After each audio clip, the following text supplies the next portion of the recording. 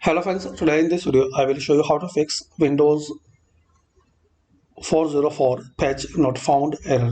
So as to resolve this issue, firstly click on start.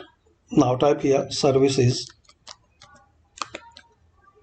open services.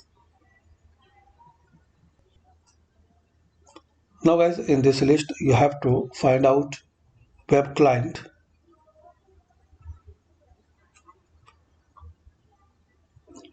So double click on it. Now click on stop. Then click on OK. Now close it and restart.